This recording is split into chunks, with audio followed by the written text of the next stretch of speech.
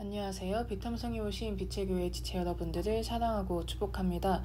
기도하심으로 2023년 6월 5일 비탐성을 시작하겠습니다. 살아계신 하나님, 오늘 하나님의 말씀을 듣기 위해 이 자리에 섭니다.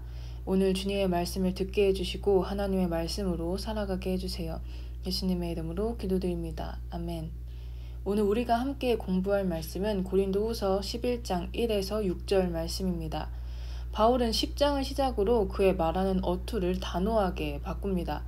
바울은 거짓 교사들의 바울을 향한 비난과 함께 그들의 어리석은 자랑에 대해서 이야기합니다.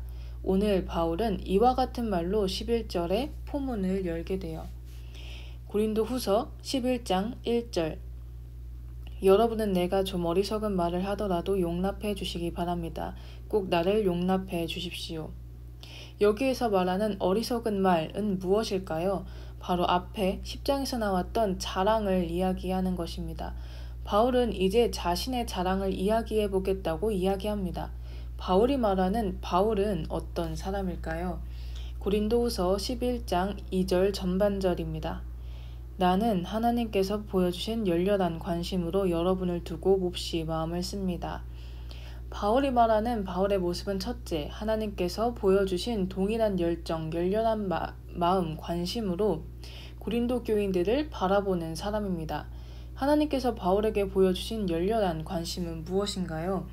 고린도후서 5장 8절 그러나 우리가 아직 죄인이었을 때에 그리스도께서 우리를 위하여 죽으셨습니다. 이리하여 하나님께서는 우리들에 대한 자기의 사랑을 실증하셨습니다. 바로 열렬하고 불타는 사랑의 마음입니다. 바울은 이 사랑의 마음을 가진 사람이었습니다. 그리고 그 사랑으로 고린도 교인들을 바라봅니다. 이 마음을 가지고 바울은 무엇을 했을까요? 고린도후서 11장 2절 후반절입니다. 나는 여러분을 순결한 처녀로 그리스도께 드리려고 여러분을 한 분 남편 되실 그리스도와 약혼시켰습니다. 바로 그리스도와 고린도 교인들의 중매쟁이가 된 것입니다. 바울은 하나님의 열정적인 그 사랑의 마음을 가지고 자신을 사랑하신 그리고 또한 고린도 교인들도 같은 마음으로 사랑하시는 그리스도를 고린도 교인들에게 소개하였습니다. 하지만 여기에서 주목할 점은 고린도 교인들과 그리스도는 아직 결혼의 관계에 도달한 것이 아니라는 것입니다. 그들은 약혼하였습니다. 이 약혼이 부서지지 않도록 해야 합니다. 그러기에 바울은 이와 같이 이야기합니다. 고린도후서 11장 3절 그러나 내가 두려워하는 것은 뱀이 그 간사한 꾀로 하와를 속인 것과 같이 여러분의 생각이 부패해서 여러분이 그리스도께 대한 진실함과 순결함을 저버리게 되지나 않을까 하는 것입니다.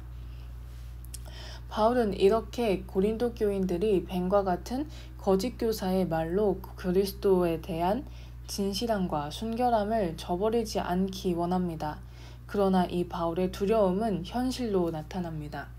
고린도후서 11장 4절 어떤 사람이 와서 우리가 전하지 않은 다른 예수를 전해도 여러분은 그러한 사람을 잘도 용납합니다.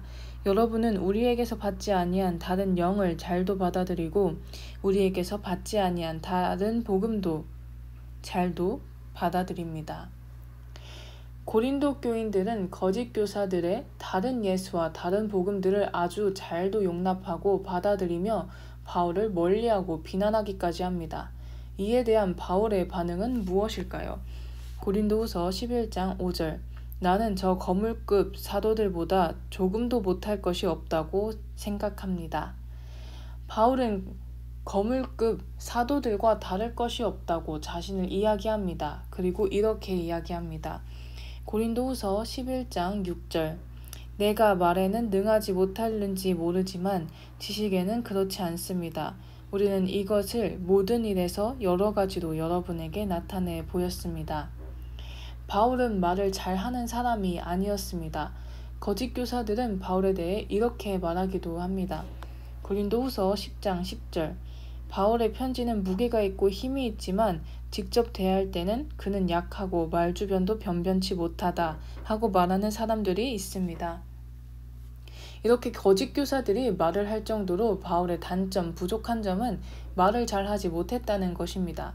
당시 헬라 문화에서는 설교가와 철학가들이 돌아다니면서 이야기를 했습니다.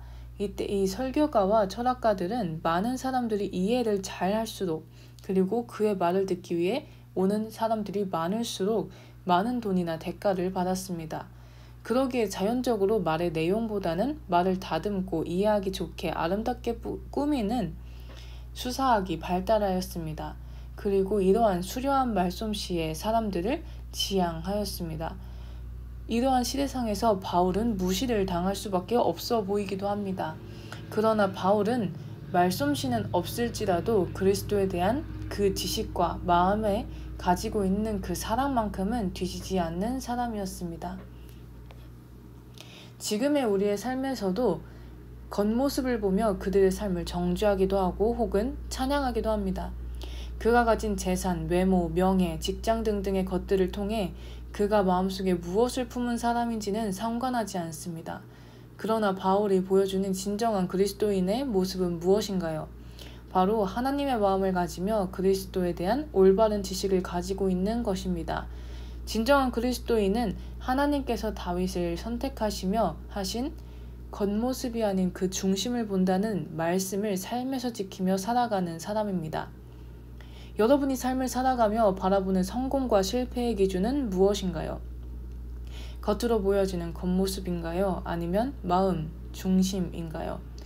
여러분의 신앙생활이 시간이 늘어날수록 더 성장하는 것은 어떠한 모습인가요?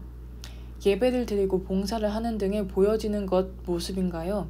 아니면 그 마음속에 감추어지지 않은 하나님의 사랑과 그 무엇보다 중요한 그리스도에 대한 지식인가요? 우리 오늘 우리의 마음을 바로잡고 진정한 그리스도인의 모습으로 살아가기 원합니다. 매일마다의 삶의 시간이 지날수록 하나님의 중심을 본다는 그 기준에 적합하여지는 우리가 되기를 원합니다. 기도하심으로 비탐성을 마치겠습니다. 살아계신 하나님 아버지, 오늘 하나님의 말씀을 들었습니다. 우리가 우리의 중심이 진정으로 하나님을 향하게 해주시고 우리의 이 말씀이 하나님과 합하는 우리가 되게 해주세요. 예수님의 이름으로 기도드립니다. 아멘.